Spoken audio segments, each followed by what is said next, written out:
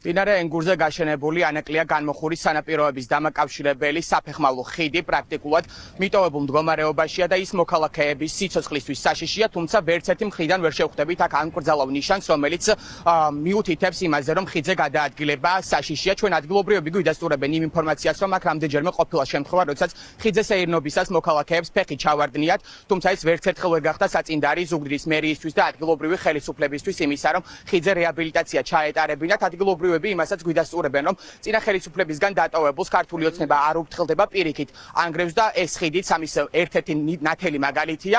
ხიდის საფარი, რომელიც დაზიანებულია თითქმის მთლიანად, პრაქტიკულად 2011 წლის შემდეგ არ შეცვლა და რეაბილიტაცია მას არ ჩატარებია.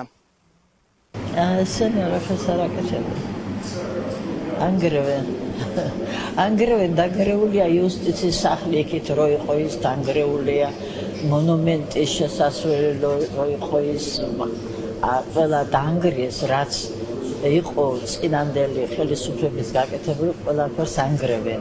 ეს ხიდი რო იყო ჩამტრეული, ვიცი, მე ბევრი ხნის წინა ის და ჩემი ის ნახლობელი ჩავარდა იქ, გადიოდა და კიკო ჩავარდა იქ და კი ნახავ იმაში მოვხდიო კატასტროფაშიო და ეს უკვე 2 წელია და იმის შემდეგ არ გაკეთებულა. ბავშვები გადიან ყოველ დღე.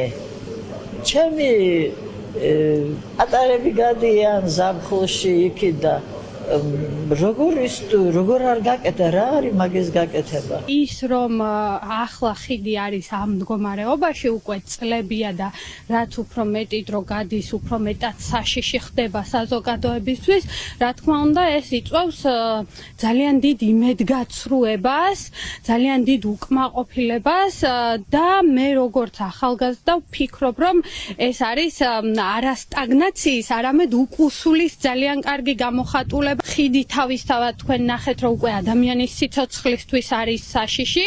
ზაფხულობით, როდესაც გადავდივართ, რეალურად ფანრის დახმარებაც გვჭირდება ადამიანებს იმისთვის, რომ ფეხი არ ჩაგვივარდეს და ვინც პირველად არის მოსული, კი, რამოდენიმე შემთხვევა ამ ზაფხულსაც ყოფილა, რომ ფეხი ჩაუვარდათ და რაღაც მცირე დაზიანება ჰქონდათ. ადგილობრივი ოპოზიცია უპასუხისმგებლობაში ადანაშაულებს ქართულ ოცნებას და ისინი აცხადებენ, რომ მათ რამდენჯერმე მიმართეს 2021 წლის შემდეგ ზუგდიდის საკრებულოს, თუმცა ვერ დააინტერესეს ქართული ოცნება ამ თემით. ისინი აცხადებენ, რომ 100,000 ლარი საკმარისი იქნებოდა 2021 წელს იმისთვის, რომ ხიდის რეაბილიტაცია ჩატარებულიყო, თუმცა ახლა ისინი თვლიან, რომ მილიონობით ლარი არ ეყოფა იმას, რომ ხიდის ხის საფარი მთლიანად გამოცვალონ.